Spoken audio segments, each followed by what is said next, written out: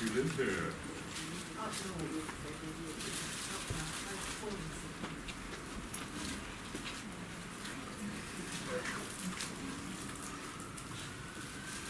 I saw Nania and Elizabeth.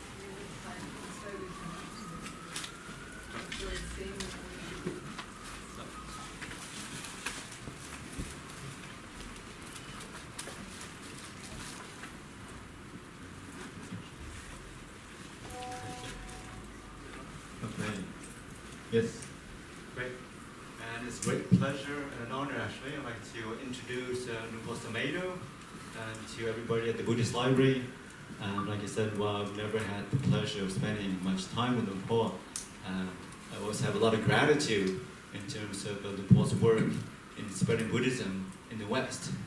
Luang Por has been ordained for 50 years, so almost as long as I've been alive, which is pretty impressive. And I've been very happy, gentle, and a kind monk.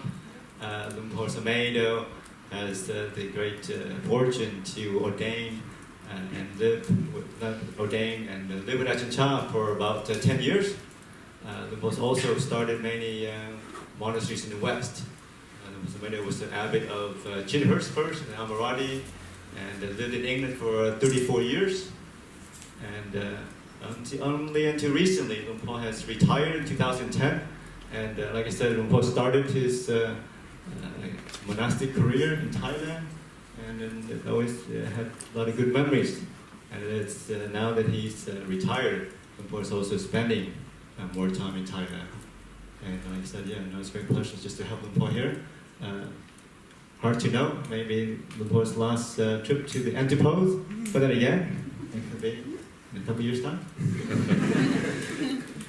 Okay, without further ado, I'd like to hand over the mic to Luang Por.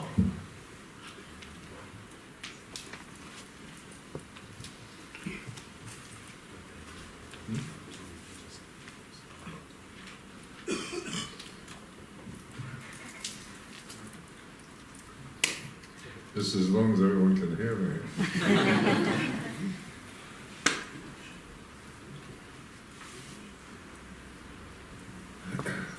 Namo tassa bhagavato arahato samma sambuddhassa. Namo tassa bhagavato arahato samma sambuddhassa. Namo tassa bhagavato arahato samma sambuddhassa. Buddhaṃ dhammāṃ saṅghāṃ namasāmi.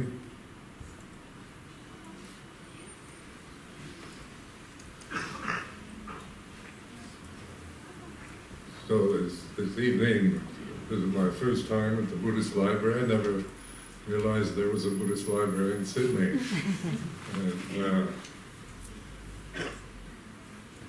it's good to see. I was speaking with Tanjo Kun Samai yesterday, and we met years ago when he was in Stanmore, and there wasn't much going on in Sydney. And there was a little house in Melbourne I stayed in, Mary Street. And I've been in Melbourne for about 3 weeks, and just to see the development, interest in Buddhism, in the Thai forest tradition, meditation. This is all very inspiring to see it developing in this way. And I became interested 60 years ago when I was in the Navy, U.S. Navy, and I was on a supply ship from San Francisco to the American bases in Japan. 1955, I had my first encounter with Zen Buddhism, and so that was 60 years ago. And I was 21 years old then, I'm 81. And this interest, it began when I was 21, and I've carried it through to this age. And I've been very fortunate in my life because I met very good teachers and very good opportunities to meet wise teachers and learn how to practice. The first 10 years were mainly spent reading whatever I could find in English on, mainly it was Zen Buddhism, Japanese type Buddhism. There was D.T. Suzuki's books that were being republished in paperback, and there were Alan Watts' Way of Zen was quite a popular bestseller in the United States in the 1950s, and read anything I could find. In those days, it wasn't easy to find literature on Buddhism in the English language, but now it's no problem. With the internet, blogs, Dharma discussion groups, bookshops, everything is readily available. And interest in Buddhism in the West is fairly new. You know, so say 60 years ago,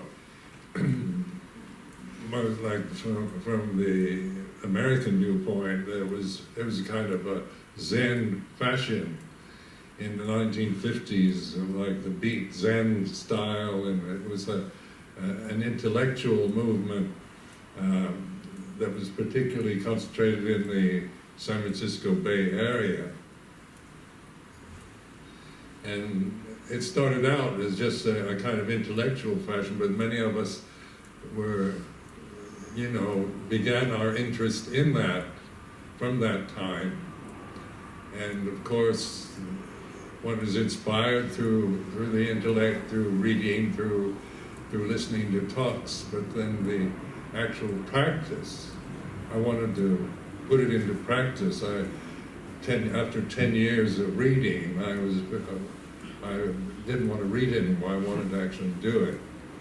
And in those days, I was a graduate student at the University of California in Berkeley, and looking for teachers of meditation in an area where it's very, kind of at the forefront of modern movements. There weren't any. I looked in San Francisco and in Berkeley and anywhere in that area that might produce some kind of meditation teacher. I wasn't particularly concerned what particular form of Buddhism. I ended up going to the Vedanta Society in San Francisco, but I couldn't really sustain an interest in that because I've been infected with the Buddhist virus. And so I'd always return in some way to my interests. And then I volunteered for the Peace Corps in 1963, and they sent me to Sabah and Sarawak, which had just been incorporated into the Federation of Malaysia. So in the beginning of 1964, I went to live in Sabah. And that brought me into the Theravadan world. Before that, I knew hardly anything about Theravada. And because, as I've said before, the main interest was in Zen Buddhism. So living in Sabah, I'd have take holidays. I went to Thailand, Cambodia in 1964 and was very impressed going into Thailand where, as soon as you enter, you see chetties, stupas, monks on alms round and beautiful temples everywhere. And then 95% of Thai population are, Theravadan Buddhists. And so I kind of fell in love with Thailand and thought maybe I should investigate the Thai form of Buddhism. And of course the problem then was language, because at that time, this was 50 years ago, over 50 years ago, Thai monks were not educated in the English language. And so it was one had to, if you were going to live in a Thai monastery, you had to learn the Thai language, which was a challenge. But in my life in Thailand, it was a very blessed kind of life, because I did meet Ajahn Chah, who at that time was not known in Bangkok, in the expatriate Buddhist world of Bangkok that I knew, that I was associated with. He was never mentioned as a possibility. He wasn't even known then. And I visited the teachers, famous teachers in Thailand at that time as a layman. I was teaching English in Bangkok, and but nobody ever mentioned Luang Por Chah. And so through a series of coincidences or fate, destiny, karma, or barami, however you want to put it, I did finally, through meeting one of Ajahn Chah's wandering monks, he took me to stay with Luang Por Chah in 1967. And the thing that really I developed was an interest in the basic teaching of the Buddha, the Four Noble Truths. And that always impressed me, that the Buddha, his first sermon after enlightenment was talking about suffering. When most religions start with metaphysical doctrines about believing in a creator God or an ultimate source. And where in London, for example, they have quite an active interfaith movement, and I used to be quite active in that. And other religions, they had represented all different religions in London at the time, and they all come from a very inspiring place about universal peace and love. And then when they come to me and talk about suffering, and so, we ended up talking mostly about metta, so we weren't so embarrassed, because Buddhism, the Buddha approached the spiritual path in a very different way. And just for example, the metaphysical truths like God and ultimate truth, ultimate reality, or universal love, these are kind of ideals that we believe in or we don't believe in. But they aren't, most people can't relate to that as their experience in the present moment. And so the Buddha, in his first sermon, raised the most unwanted experience that human beings have is suffering.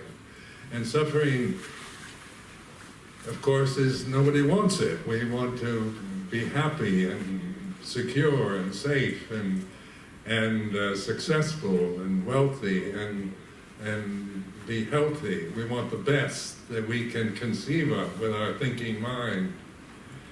But suffering we don't want. So why did the Buddha, first sermon to his 5 friends, his 5 colleagues in Saranath, was there is dukkha, or there is this suffering. And this is the common reality of our lives. Everybody can relate to it. You don't believe in it. You don't have to decide there isn't any suffering, but it's beginning to change your way of looking at it, from seeing that in the highly personal sense, or through the critical mind, through understanding it as you're experiencing it in the present moment. So the emphasis that one sees everywhere in Western countries now is on mindfulness. And for example, in England, that was a word that wasn't all that used in psychology or psychotherapies years ago. And it was more talking about readjusting your personality and and trying to be positive about life. But the mindfulness was not really a part of the psychological terminologies then. Now it's everywhere. Even on the national health, you can have they have opportunities to teach mindfulness courses.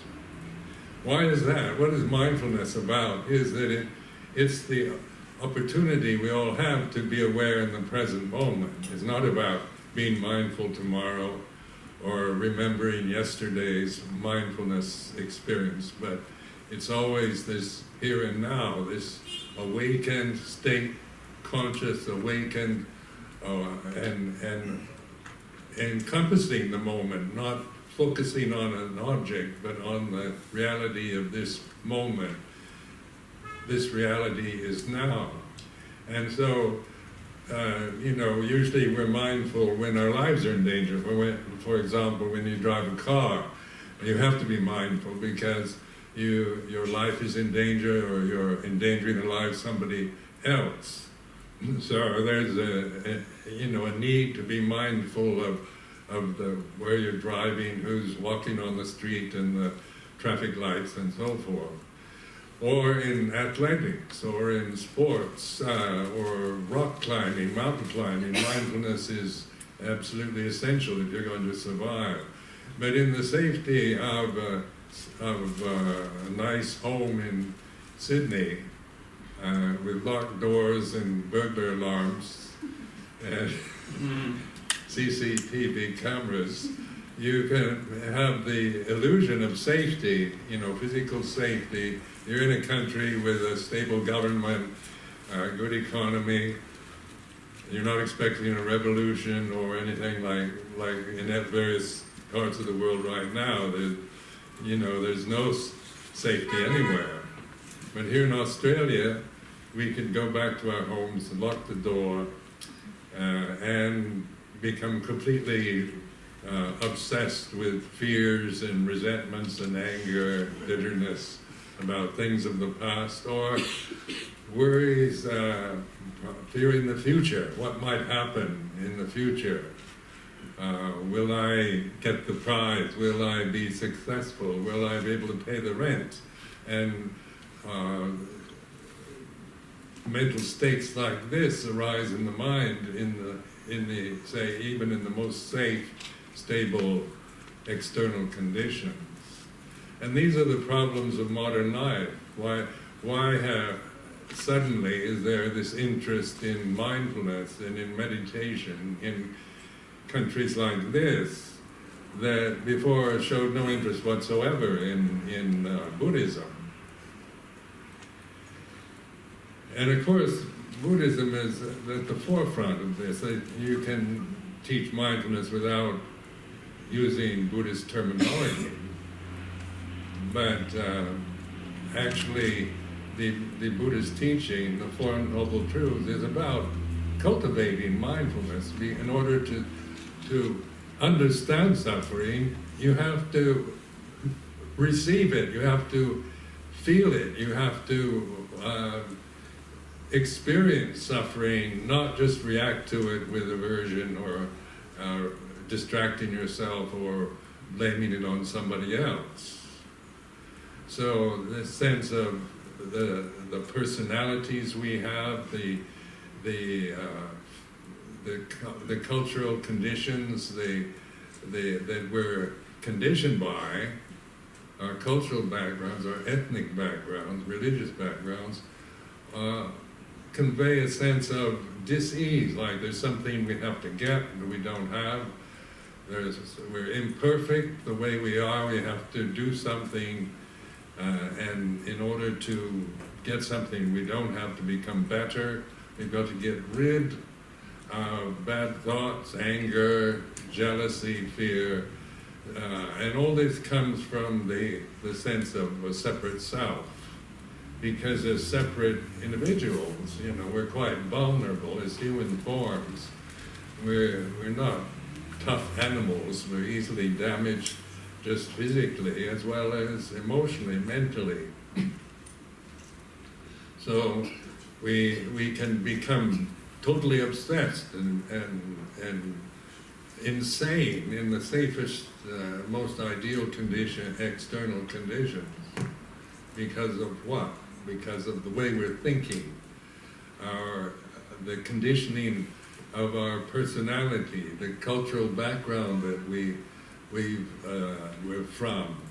from the thinking process itself. And so the Buddha directed his attention to suffering as a noble truth. And so it's taking what most of us, or maybe all of us, don't want, the nasty fact of life, and placing it in this category of his first sermon after enlightenment, calling it the first noble truth. And this is a very interesting thing to be doing, because sometimes you think, what's noble and true about suffering is something, that modern life is where every effort is to find happiness and security. But it's like learning to change your attitude from seeing suffering with aversion, with wanting to get rid of it, blaming it on institutions, on parents, on husband, wife, neighbors, or whatever, to understanding it. To understand something, you have to accept it for what it is. If you're always reacting with aversion and fear and distraction, then of course you'll never understand suffering. You're just conditioned to react to it. So when you feel insecure, worried, anxious, angry, or whatever the condition, emotional condition might be, suffering then is something we're trying to get rid of, rather than seeing it in terms of a noble truth, the first noble truth. So this is changing from just the conditioned personality that's conditioned out of ignorance of Dhamma, not being awake, not understanding ultimate reality, not understanding Dhamma, to becoming one who's understanding, looking at suffering, because it's something that we can all easily relate to. It's not something that some people experience and others don't. So whether you're wealthy or poor or male or female or whatever race, religion, social position, suffering is pretty much the same thing. Whether it's ancient India, time of the Lord Buddha, or modern Australia, modern Sydney, suffering is not about suffering in India, but about suffering here and now. This sense of dis-ease, restlessness, self-disparagement, fears, irrational fears, worries about the future, guilt, remorse, and resentments of the past haunt the human mind, even in affluent societies such as this one. So, actually, when the Buddha was enlightened, according to the suttas, the scriptures, he thought to himself, how can you teach Dhamma? How can you teach reality? Like Dhamma is reality. How can you teach that? It's beyond words. Dhamma has no form. You can't hold it in your hand and say, this is Dhamma. You can't define it or describe it. But you can know it, because that's what you really are. When you're mindful, then you're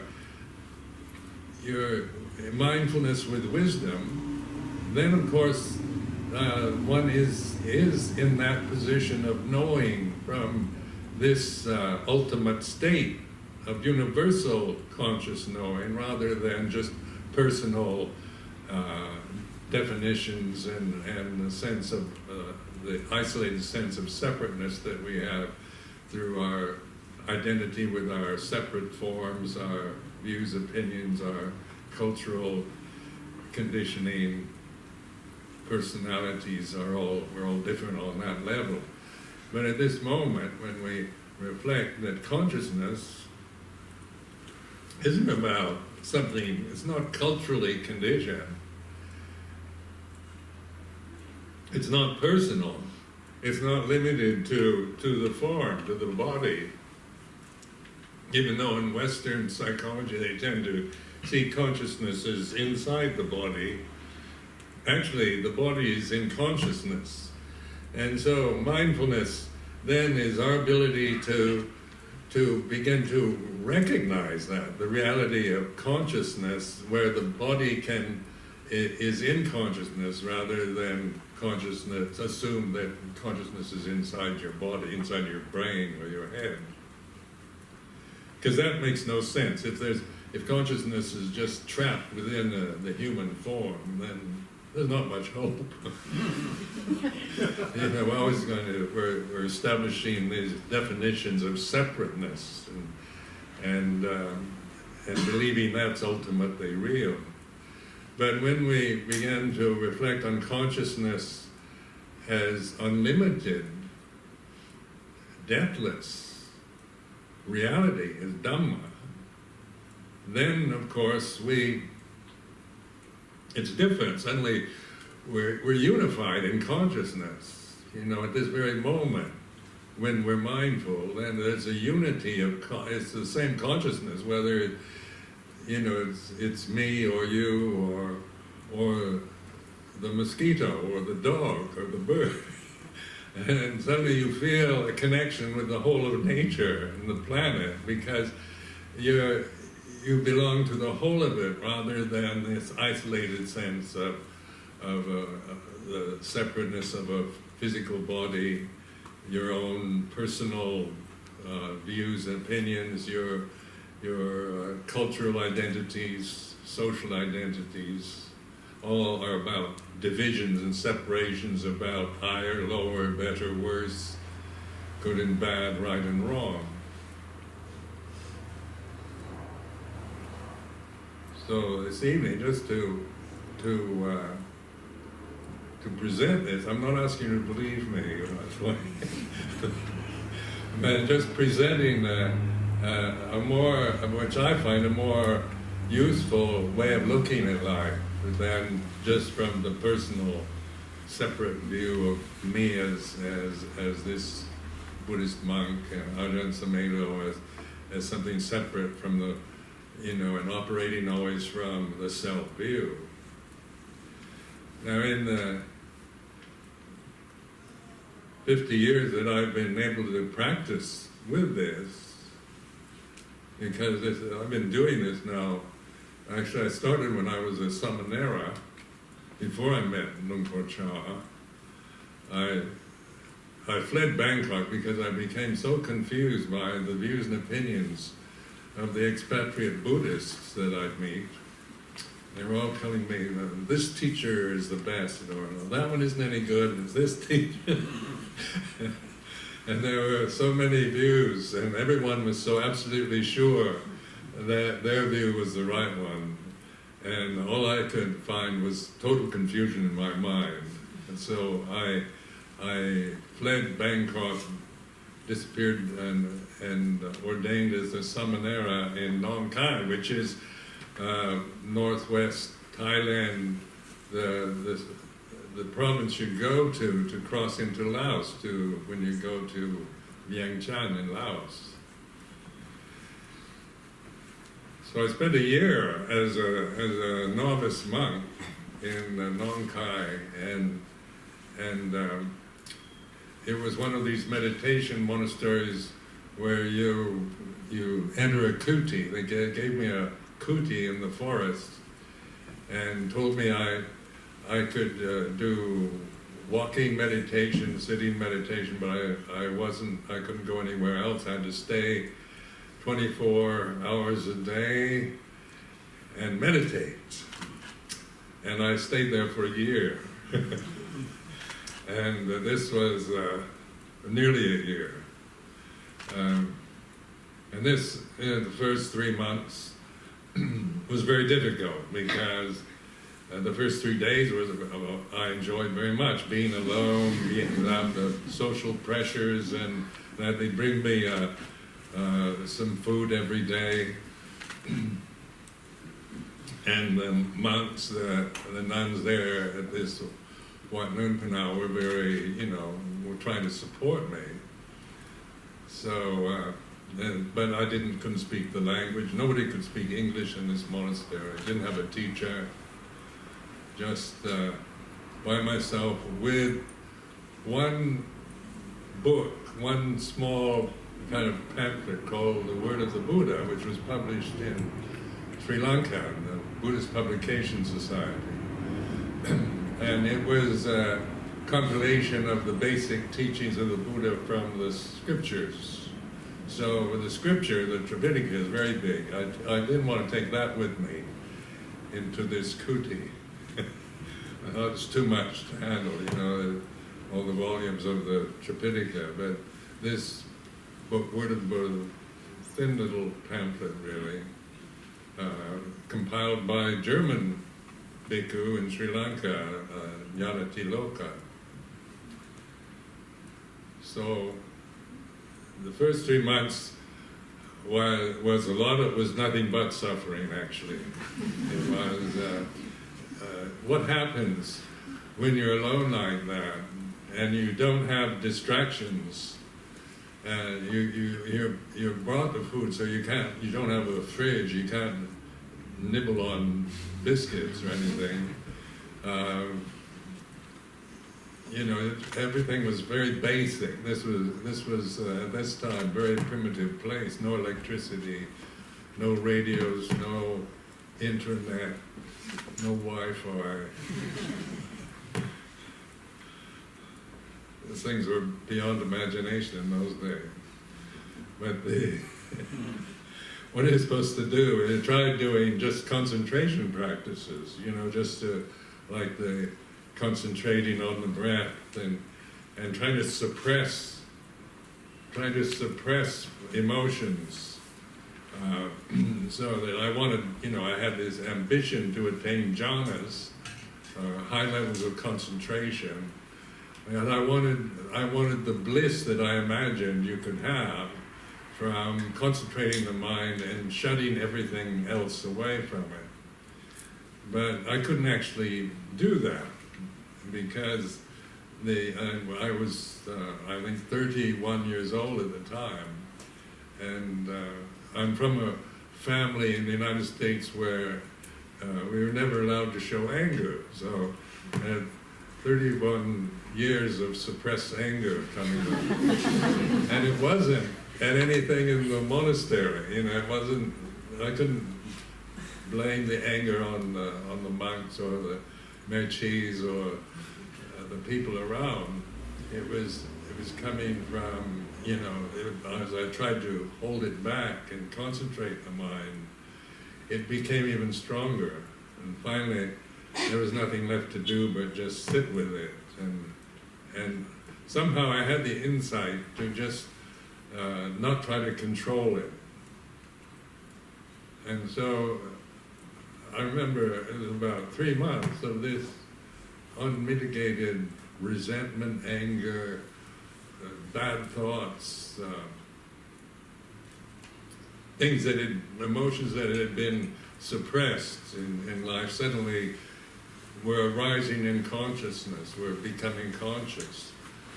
And then I had the insight into, you just had to let them go. You couldn't, with every attempt to try to suppress and control it, I couldn't do it.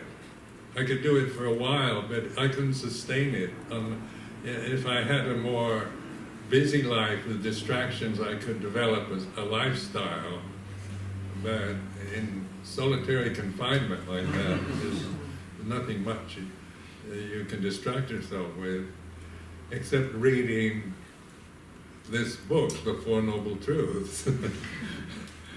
And so I deliberately took only this one pamphlet, The Word of the Buddha, and so that I didn't have anything else to read, because I used to be a bookworm. I used to always have a book with me, and every time I started feeling insecure, I'd bring out my book.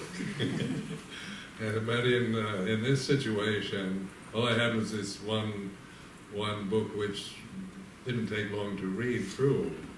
But I began to contemplate, the noble truths as I was experiencing, and the insight into letting go became apparent.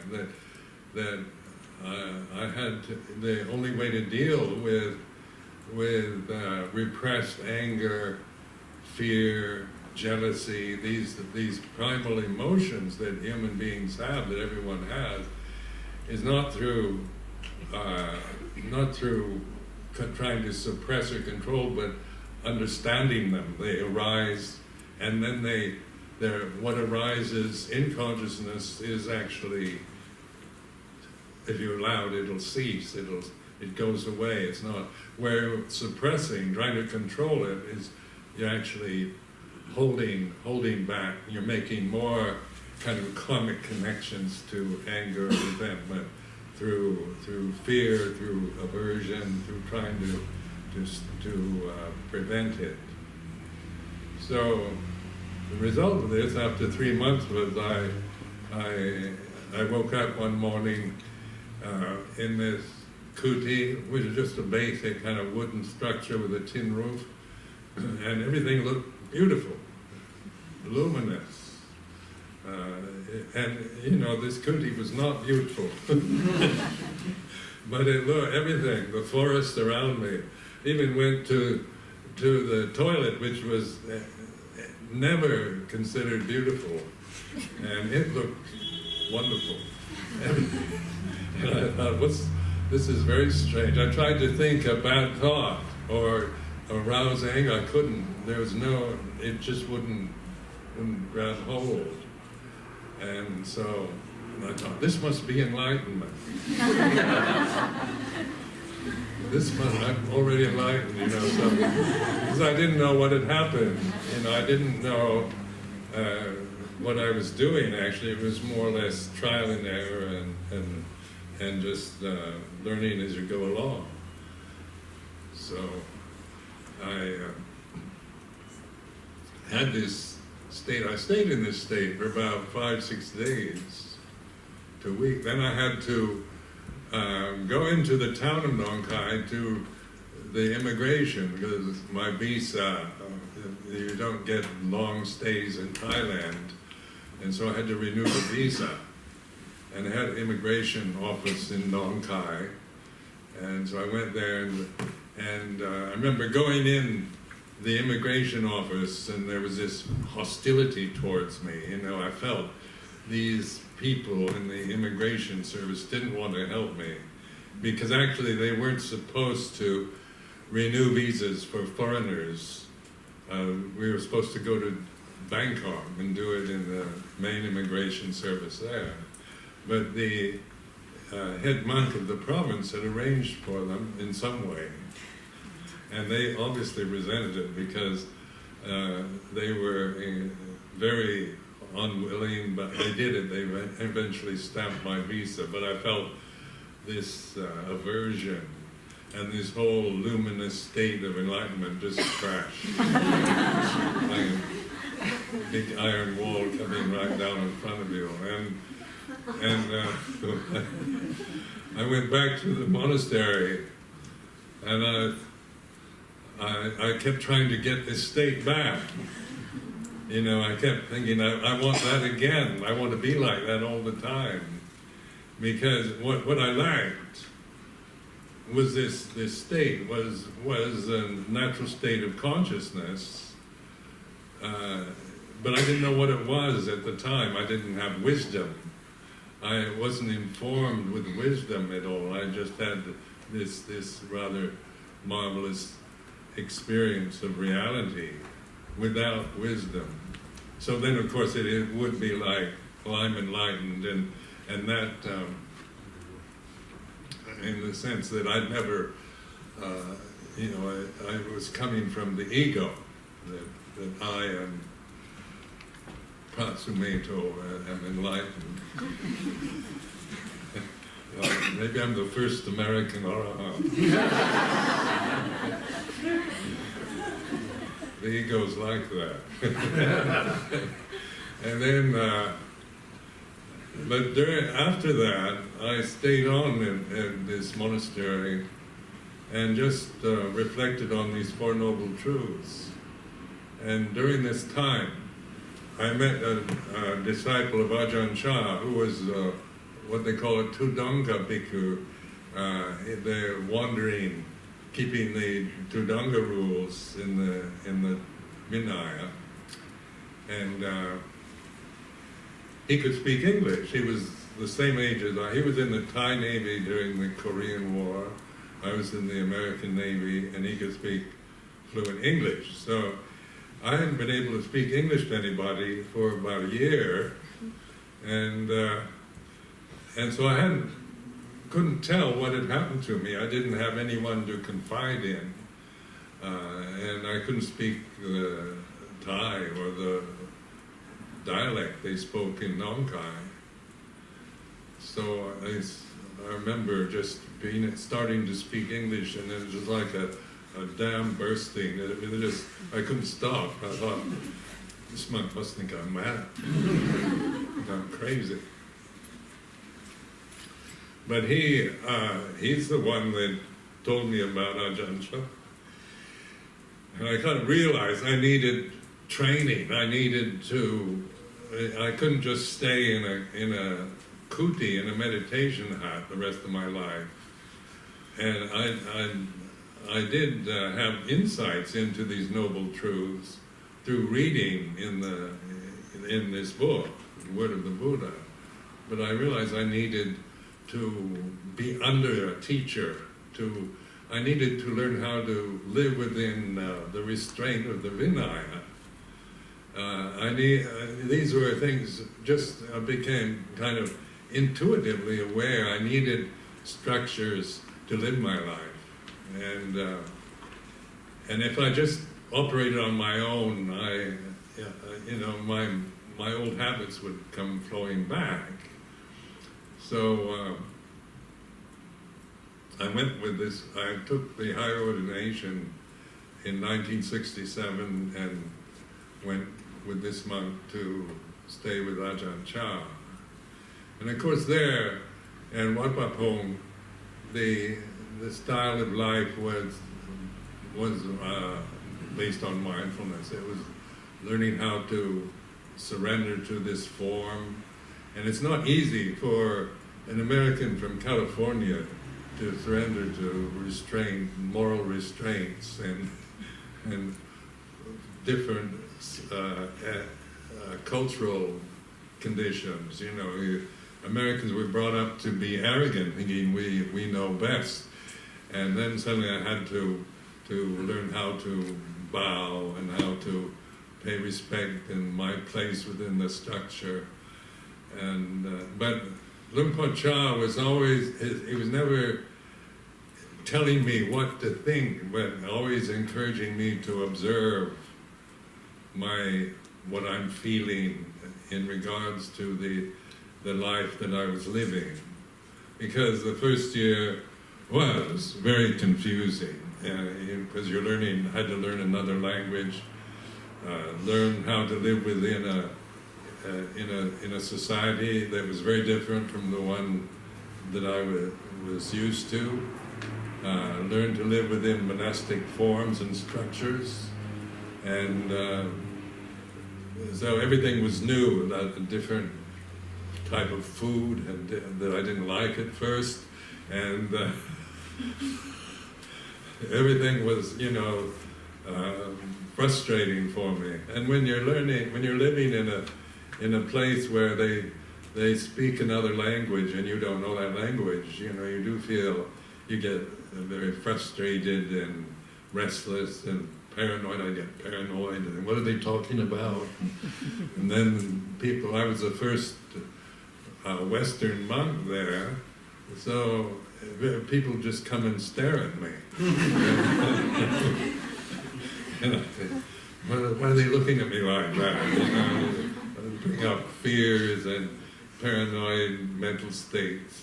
But the Ajahn Chah was his kind of brilliant way of teaching was where we didn't have a common language to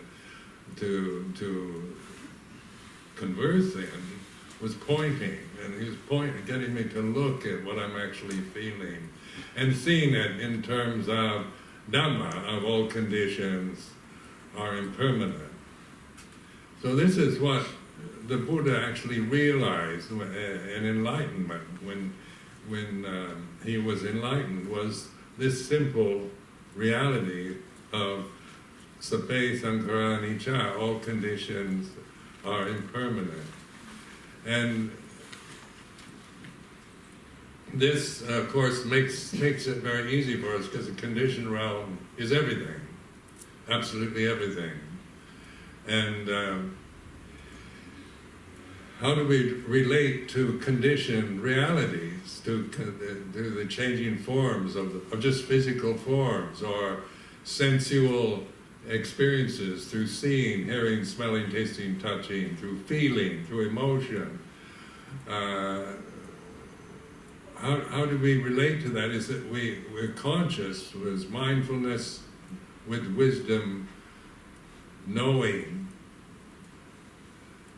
And what is common to all conditions is that they are impermanent. Whatever is born dies, whatever arises ceases.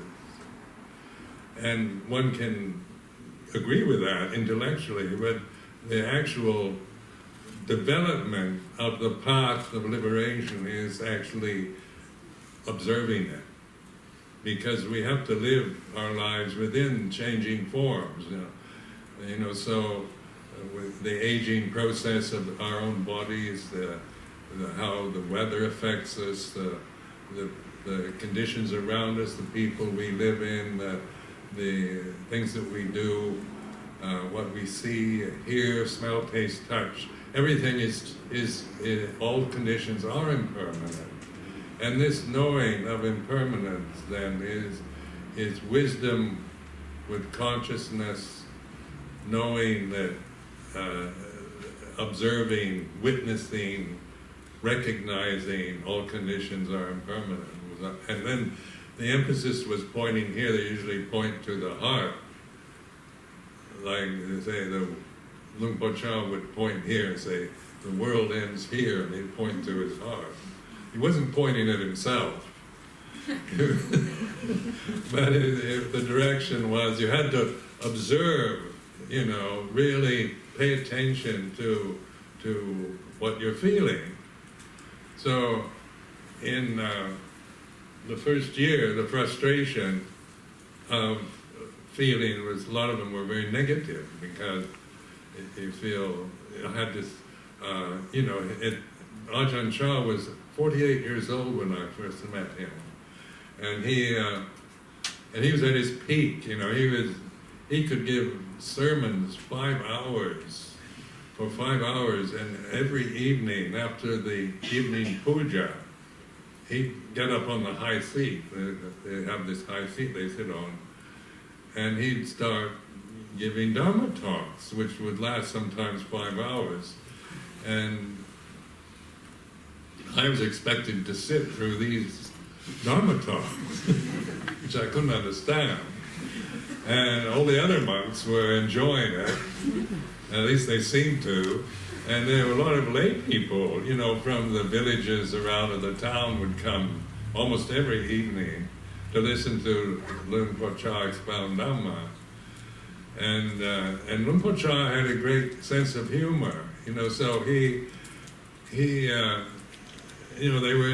was a charismatic personality, a very charming person in his own right. And he obviously had insight, he obviously knew what he was talking about. And he was talking about the Four Noble Truths, and all conditions are impermanent. But in the Northeast dialect, in Uborn Lao dialect, which was even more difficult to comprehend than Bangkok Thai. So I remember going up one evening and suggesting to him, you know, since I don't understand the language, I think I'd benefit more if I return to my kuti and practice samadhi when you give your talks, you know, then I think I'd develop more, you know, get better samadhi because I don't understand anything you're saying. and I conveyed this to him, and he said, no, you have to stay. He said, you have to develop patience. And I thought, this is really unfair. Very negative. But I did. You know, I did respect him enough to obey. And I knew I lacked patience. This was not one of my virtues as a personality. Patience was not highly developed in my background. So I had every opportunity to develop patience with Luang Por Sumedho. But the aim is to observe this restless feeling, this aversion. Sometimes, I remember one evening, I was just so fed up, because you had to sit in this very formal style, pap pia, which in Thailand is very polite. When you listen to a monk giving desana, giving a dharma talk, you have to sit with one leg to the side. This is very painful for someone who's never sat like that. And I practiced yoga before, so I could sit in full lotus posture, actually. But I couldn't, but sitting for just 10 minutes and pop here with one leg to the side was excruciating. And just feeling this physical pain and this restlessness and this thinking, this is not fair, and I'm wasting my time, and I've had enough, I'm fed up. And then suddenly I realized that I think I can't endure any more of this, and then suddenly I realized I am enduring. This is what endurance is about. You know, the mind, my emotions say I can't stand it anymore, but I could. Became aware I could stand it. And it was quite an insight, you know, just through reflecting and listening to my own emotional reactions, as they become conscious, and the limitation that would place on me, because if I believed that I couldn't stand it, then I wouldn't be able to stay. So it's like this life of a Buddhist monk, as I trained with Luang Por Sumedho in Uborn, began to, as I began to understand the language and I began to settle into the life, the body adjusted to sitting with one leg to the side. I learned how to eat the food and live the life. I became much more kind of content with monastic life, and that was the point of this learning to be content with little, because like Buddhist monks were alms mendicants. We're dependent on the kindness of the lay community. Now this is going against all my American values, because I was brought up in a kind of middle-class Christian background where you're supposed to be self-sufficient. You know, you got to look after yourself first because nobody else will care. And it's very cynical when you think of it, you know, how my attitude towards society, towards other people was that they won't care. You know, I have to really make sure that I survive. Where when I suddenly realized the kind of commitment I'd made as taking the bhikkhu training, I became quite shocked. Here I'm dependent even on food. I can't even, go to the supermarket and buy food or grow cabbages in the back garden. I've got to depend on people offering food every day, and I think this is going against the kind of cultural conditioning of my generation of Americans. And so I've lived for the past 50 years on alms food, and so I've never, it's never been a problem. It's quite brilliant how the Buddha established his first sermon, and then this is a brilliant paradigm to use for life, to investigate, but you have to apply it here. It's not just reading it in the Tripitaka, but in making it work for you. So you're looking and you're learning to understand, learning to let go, learning to understand the nature of consciousness and your own conditioning, your cultural biases, your social attitudes, your personal, your ego, how that operates. So it's not it's this wisdom that the Buddha is pointing at isn't about discrimination. It's not about one thing being better than the other. The thinking mind is discriminatory. Like when you think, then if you've got good, then there's better, and there's best, and there's bad, worst. There's levels of quality, size, color, shape. These are all about the conditioned realm, the things we see, hear, smell, taste, touch, think, and feel. But mindfulness is where we connect to a universal consciousness, putting it in this way. It's the gate or the door to the deathless, ultimate reality.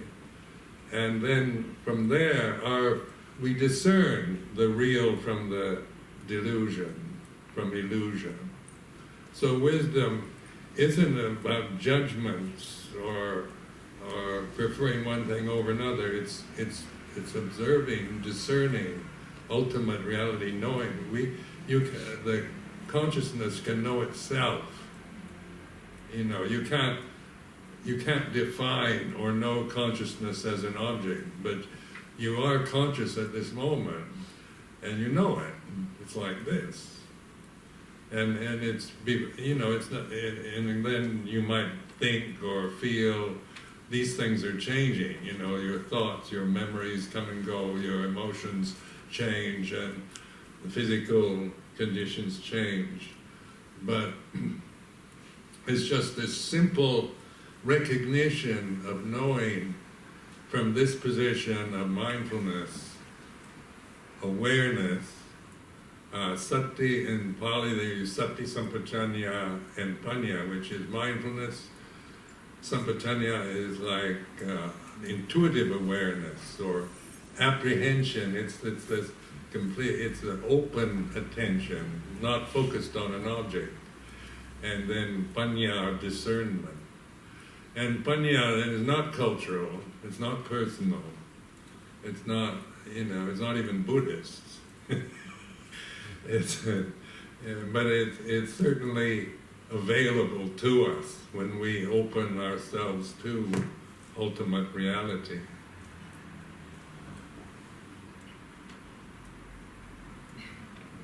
So this is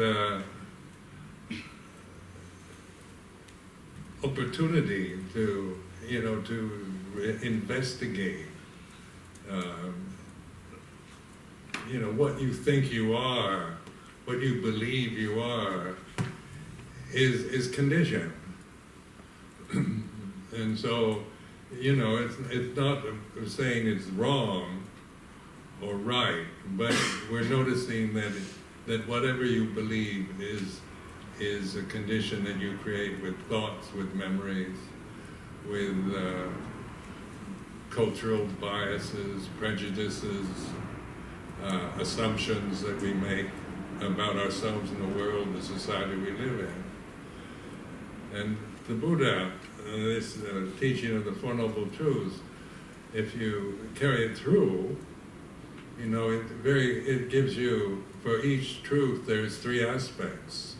And these aspects then are the statement, like the first noble truth, the statement is from the scripture, there is suffering.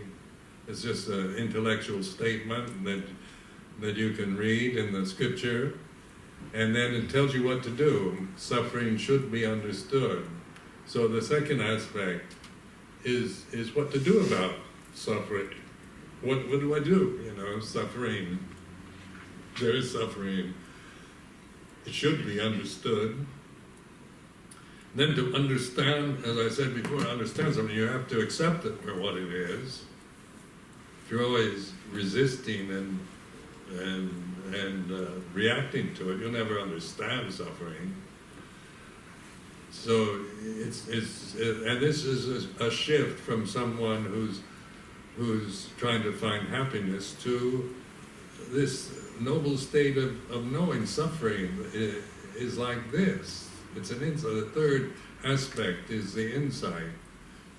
Suffering has been understood. And these insights they come from patipata, from practice, not from just believing scriptural teachings. The second noble truth is the cause of suffering, the origin of suffering. Suffering is not ultimate reality. It's not a metaphysical reality. It's a noble truth.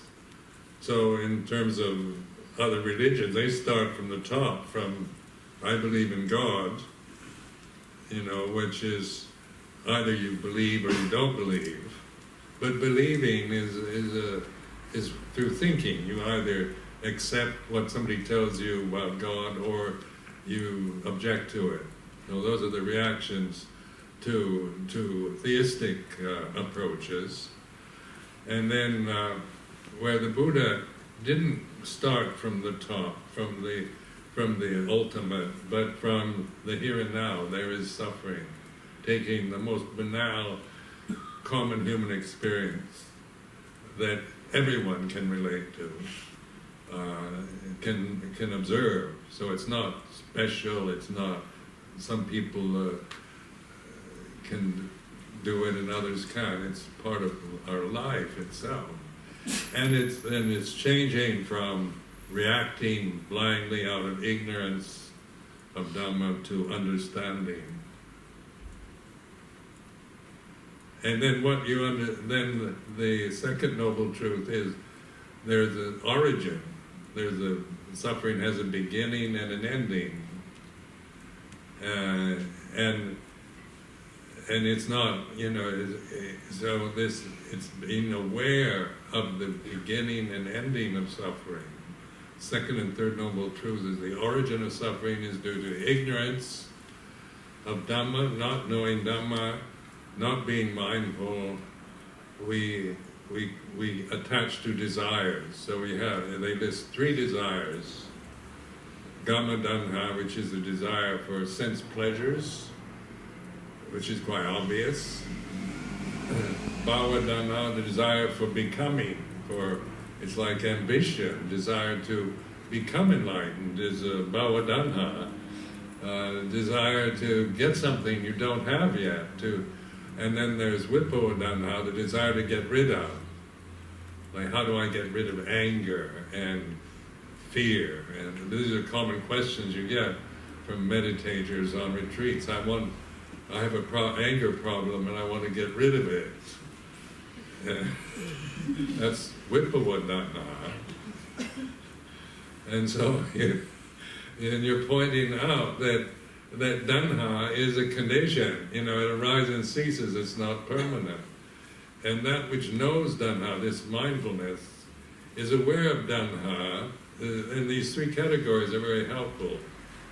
And in a religious practice, because much of religion tends to bring up bhava Dhamma, wanting to become enlightened, wanting to become perfect, wanting to attain and achieve the best. They're very good desires, you know, they're very altruistic desires. Desire to get rid of anger is, you know, I don't want to be an angry person, I want to be a loving, helpful person. How do I get rid of anger? How do I get rid of fear? How do I get rid of jealousy? Where you're changing, notice the change, you're not about getting rid of, but you're aware of the desire to get rid of, and the desire to attain, and you imagine enlightenment is something you've got to get in the future, some ideal state of bliss that is very appealing, that you desire. You can be aware of these desires. And as I said, awareness isn't judging. It's not saying you shouldn't have any desires, but it's using the desires you do have with wisdom, seeing that their nature is impermanent. Sape sankhara anicca, all conditions are impermanent. So that leads to the insight into letting go of desire. The second aspect of the second noble truth is to let go. And letting go is like to put down, it's not to throw away or destroy. Like desire out of ignorance of Dhamma, and then the grasping of that desire is the problem, not the desire. The grasping that we do out of habit, out of fear, out of just habit of trying to get something or get rid of something, never investigating, not recognizing what we're doing, but just following habit patterns and ideals that we might hold to, when we don't know what we're doing. So the insight to let go is to put down. Pahahana, which is like to lay down, is not to throw away or destroy. So it's learning to relax, in other words. To see meditation as relaxation rather than as attainment-oriented, goal-oriented kind of practice.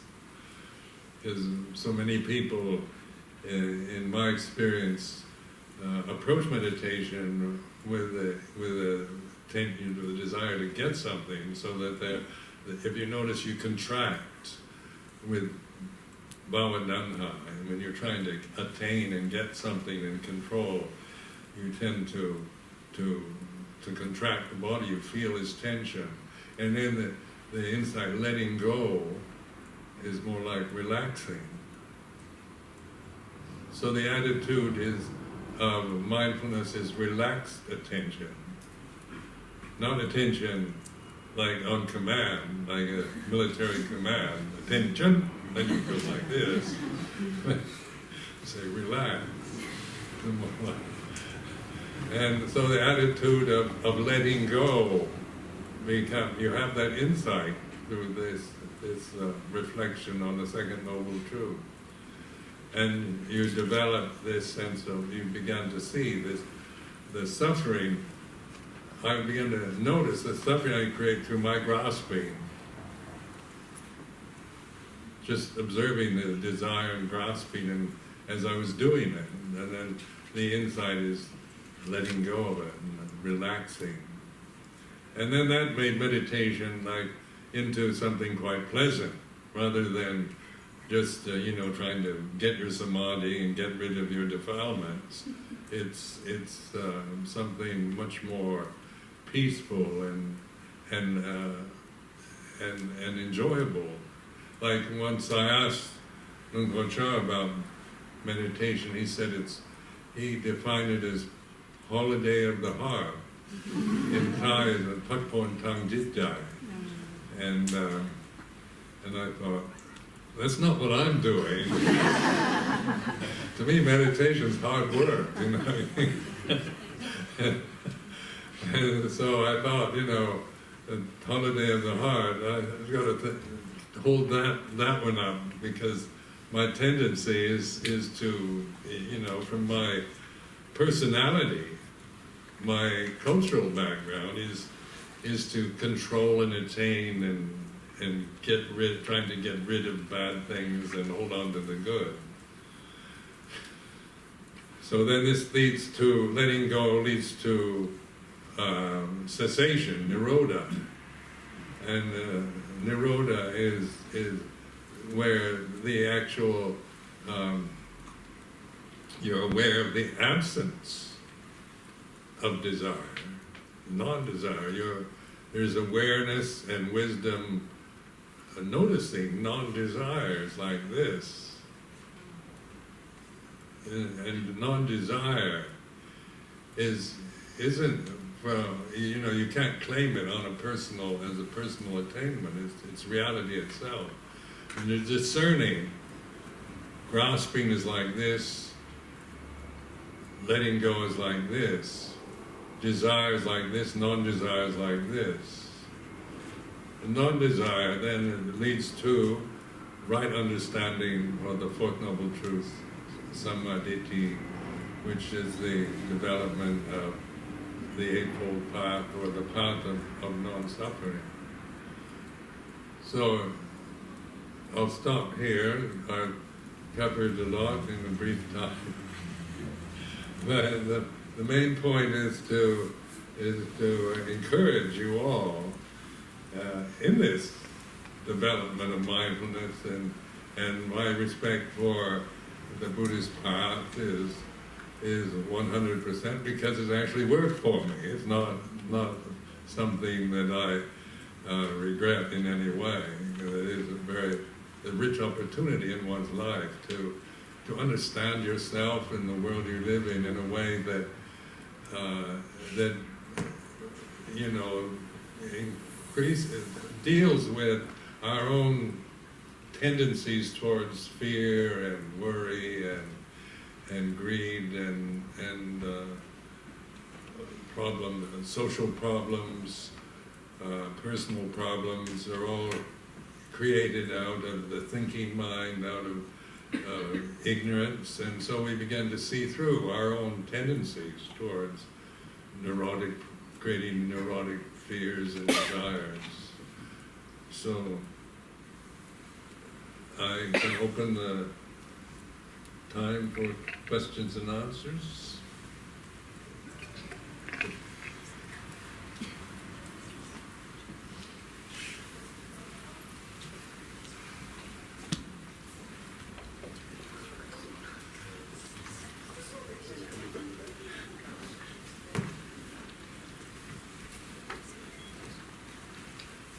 Ajahn, thank you very much. Yeah. Thank you very much for coming to Australia.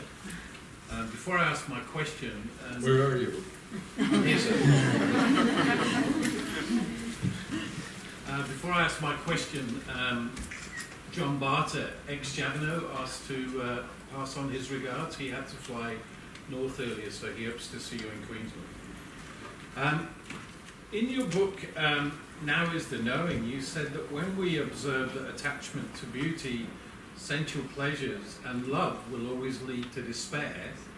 Can you say something about love? Because with the metta practice, perhaps love has lost its meaning in the present day, but I foresee in my practice that I want to show loving kindness to everybody I meet on a daily basis. And I was quite surprised by your use of the word love there. Well, the English word love is used in so many different contexts. It can mean just liking something,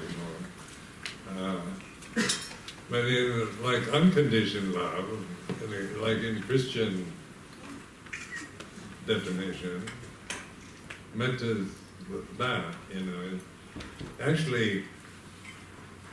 Love is what holds everything together. Love is Dhamma. you notice how anger, hatred separates, divides everything. Criticism, this is better than that, and then you're always dividing everything into right and wrong, good or bad. But metta is not judgmental. It's not about, when you're in the formulas, Pali formulas for spreading metta, it's to, all beings, whether the devil himself, so it's not about the angels get more metta than the devil. And it's not about, I'm spreading metta to all my friends, but the rest I don't care about. It's about unconditioned acceptance of life and conditioned phenomena, which doesn't mean approval. It's not in that discriminating of approving or liking, but recognizing. So actually, it's just how I would define love now in terms of metta is it's the very basis of life. And that's what, the kindness, like I've experienced in monastic life, the generosity, where I said before, I was cynical about it. You have to look after yourself, nobody else will care. And before I went to live in England, I became concerned about how I was going to survive in a non-Buddhist country, keeping the Vinaya, and without money and keeping the Vinaya in the style of Wadpapong, where in Thailand you can take a lot for granted because most of the people are Buddhist. But in England I didn't know what to expect. And so I went to Ajahn Chah one evening and told him my worries. I said, I don't really know if I can do this because there aren't that many Buddhists, and I've never lived in London. I know just one or two people. And I can't expect them to feed me every day.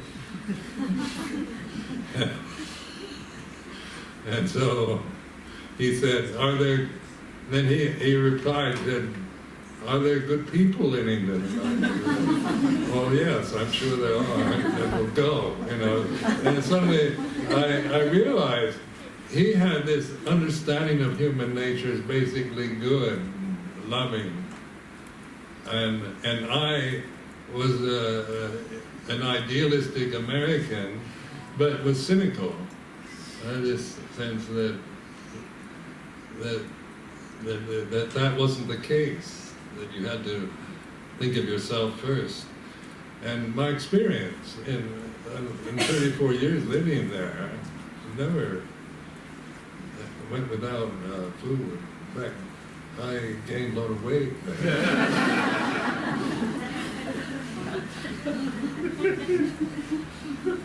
Used to be very slim. No, and the other, we had a very good life in England, and because it's a very tolerant society towards religion, and so I never felt diminished or persecuted as a Buddhist monk there. And I found people were quite respectful. People generally, Buddhism has a good public image in a country like that.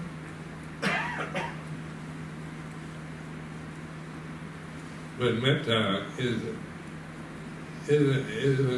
isn't sentimental or liking, but it's what do you say, like accepting things the way they are, even if you don't like it. Then like suffering, accepting it for what it is understanding it.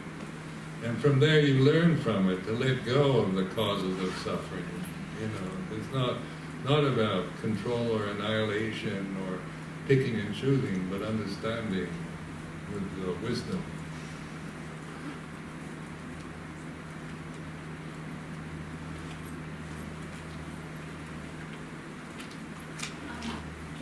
Could you say a little bit more about thinking with the heart?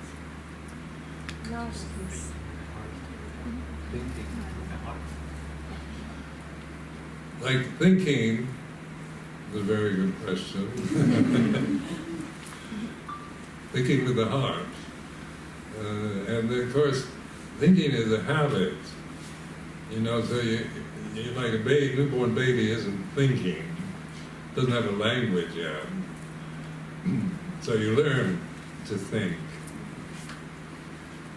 But consciousness is, you know, like newborn baby is fully conscious. And it has, you know, survival intelligence. It knows what it needs, you know, for survival. And so, you know, it's a human form with consciousness, but it's not a personality yet. It doesn't see itself as Australian or Thai or anything, or a boy or girl. But that kind of information you get from your mother, usually, or father. And then, so this just to notice like an infant. It learns a language, and then thinking becomes like we have proliferating thoughts, or one thought goes on to another. You learn you know, your basic language, first language, and that becomes your habit pattern of interpreting life through the thinking process. But with mindfulness and wisdom, you realize that thinking is very limited. It's good for discriminating, for comparing conditioned phenomena. So this is bigger and this is smaller, and then you know you have that's about size, shape, color, quality, and that's what the thinking process discriminates with. Then we have cultural biases. You know, so you're brought up in a social identity or ethnic, cultural background or religious conditioning conditions you to see things in a certain way through certain perceptions that you acquire, that you're not born with. But with mindfulness, you're actually going back to your true nature, consciousness, before you were born, before, you know, you started thinking and identifying with the body or your cultural identity or personality. There's consciousness, and then with consciousness with wisdom is like I say, like then our thinking process comes from wisdom rather than from habit patterns or prejudices or personal taste. Or competitiveness, maybe.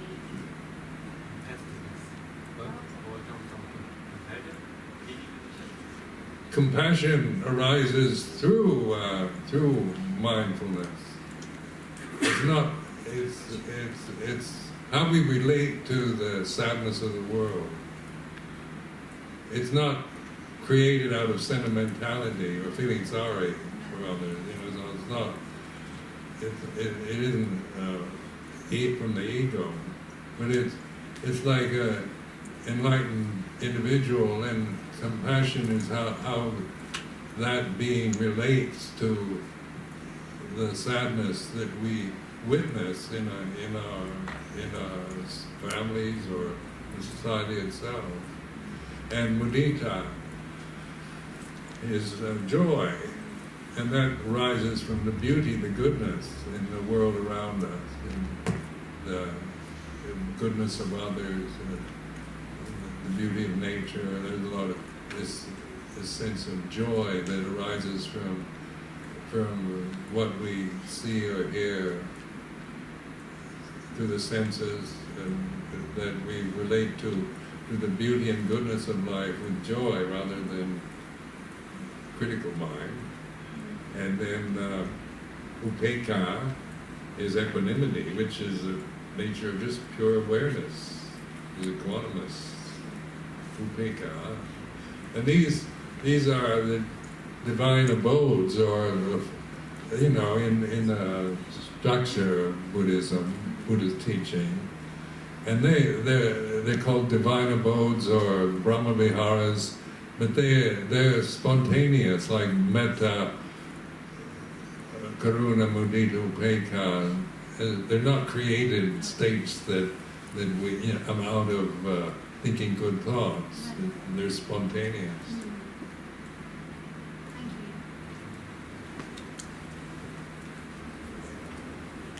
you. In your book, Intuitive Awareness, you talk about two types of critical people, and so one of the critical person types described as the anger aversion type, and they have a tendency towards very structured meditations.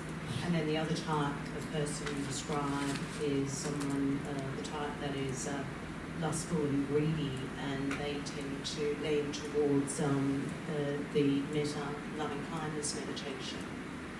I've been thinking about this. I can't hear. I'm hard of hearing. So. You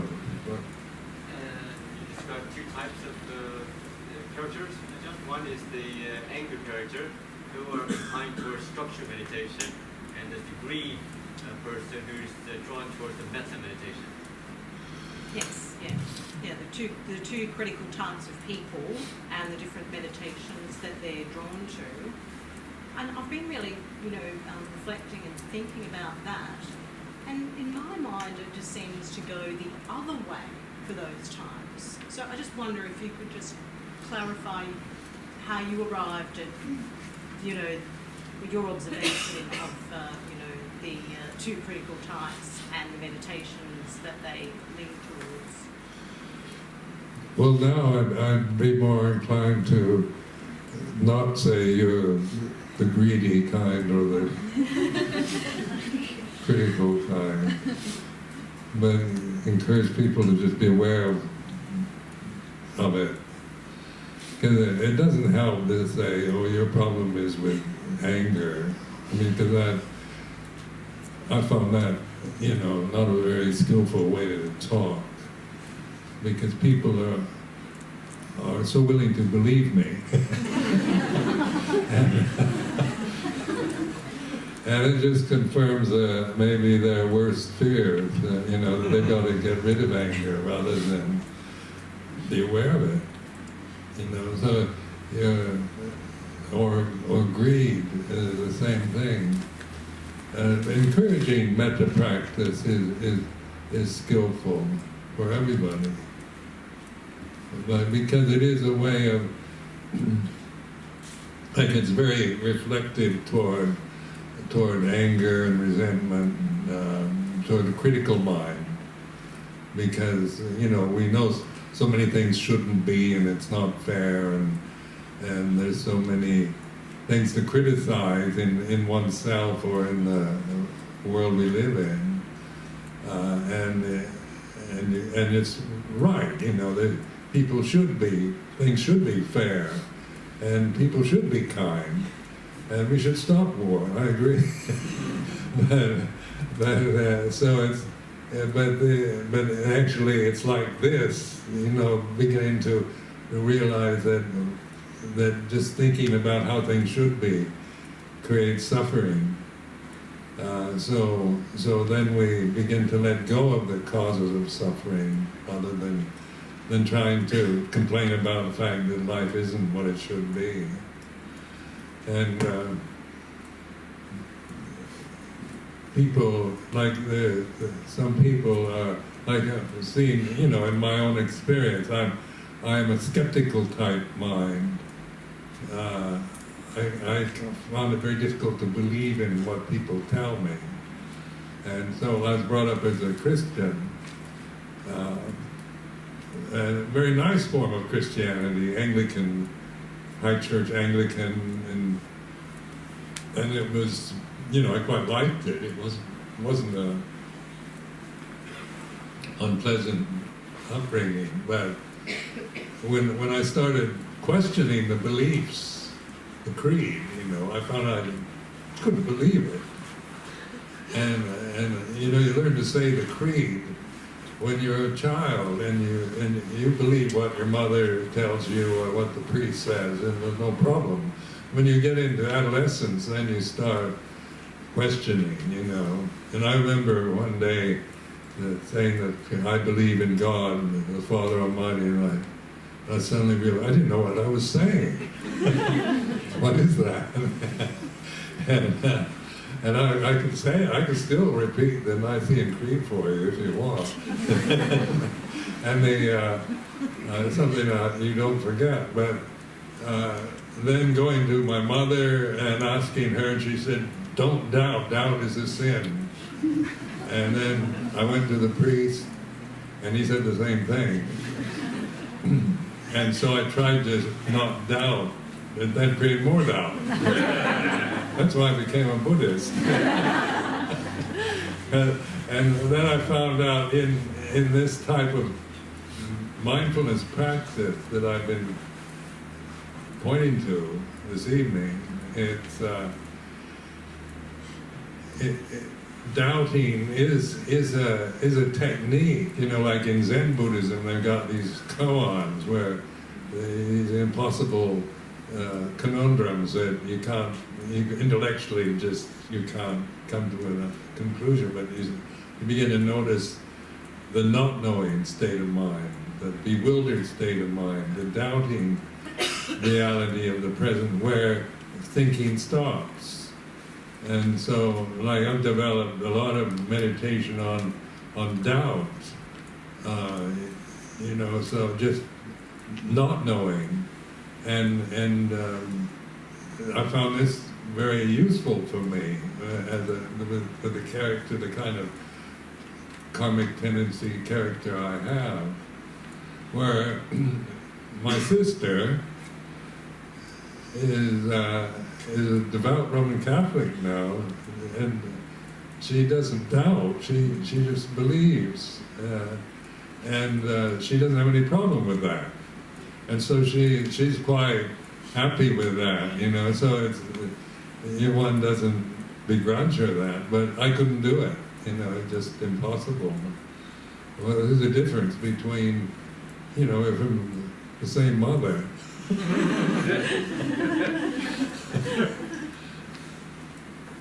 But she's quite sympathetic with what I'm doing, you know, she's not a narrow-minded person.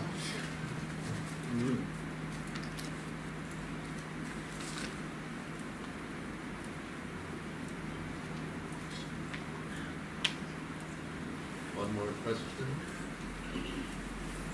Well, this decade, 2020,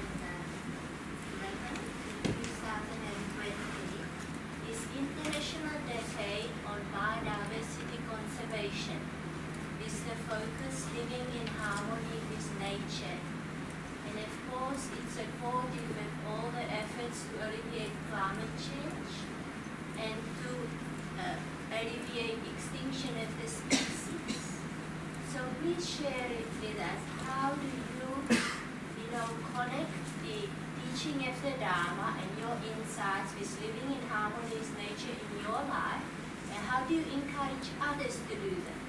Because in the West, certainly my dukkha, it's almost insignificant compared to what I see, in the world and what others are experiencing. Yes, well, one thing is that mindfulness is nature itself, you know, connects you to ultimate, to reality itself, and that can only, I mean, we can't make others do it, you know, I can't. If I had a magic wand I could enlighten everyone, I'd do it. Not that I don't want to, but I can't. And so you point to the way to awaken and to treasure this ability that each one of us has to awaken to ultimate, to Dhamma, to reality itself. And then you feel a connection, a oneness with all of nature, rather than this like trees and mountains and things are there you know, as separate, totally separate thing. That's how we can exploit nature, because we see it as there for us to use, and we don't respect it. Because we see how to make money out of it and exploiting nature for money, for our own benefit. That comes through ignorance, through not understanding Dharma. So I see the emphasis that so now on mindfulness is a good sign because it's not just one or two people. I mean, it's spreading, you know, and it's what we lack in our own culture is wisdom, you know, universal wisdom. We're clever. We can manipulate the conditioned realm to, you know, to what we want to get and distract ourselves or enjoy through the senses. And we're very clever in that, in manipulating conditioned phenomena, but it's not, you know, you can see it's leading us towards destruction, towards annihilation. Where mindfulness is not, you know, it leads towards understanding, respect, compassion.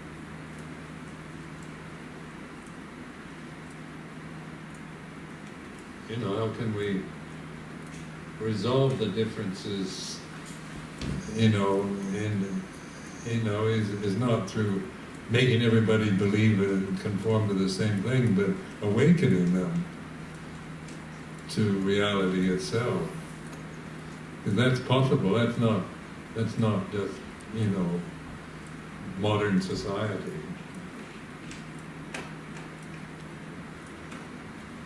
Or modern psychological discovery, ancient teaching.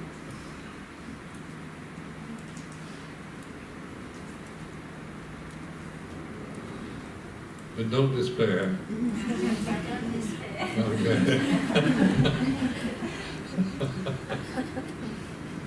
I did in past and got depressed, so I have let go.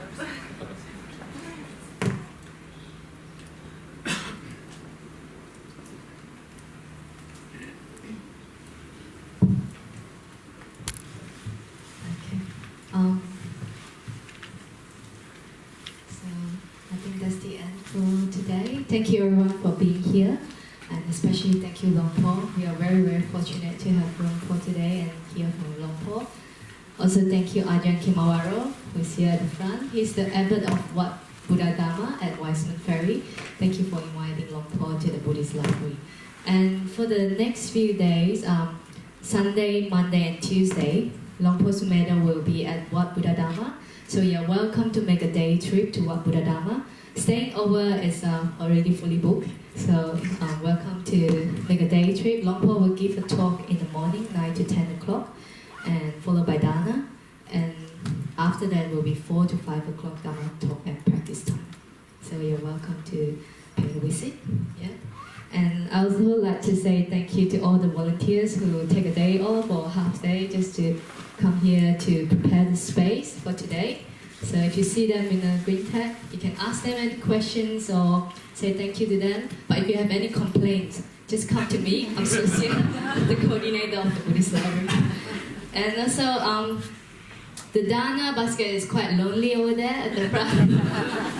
So the Dana that we're going to collect today, part of that will go to the maintenance of the Buddhist library, but the remaining will go to Wat Buddha Dhamma to support this, the monastery. So before we end, let's pay respect to Luang Por and all the noble samhas.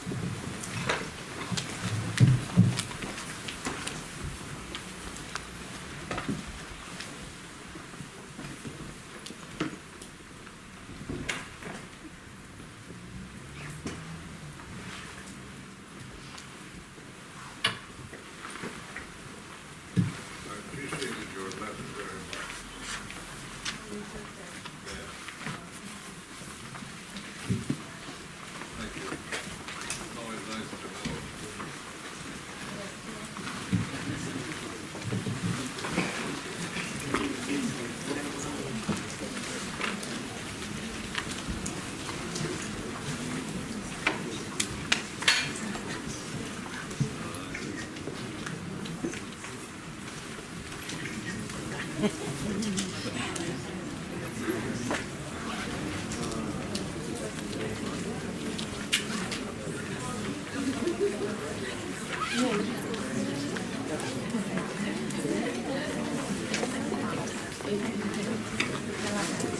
I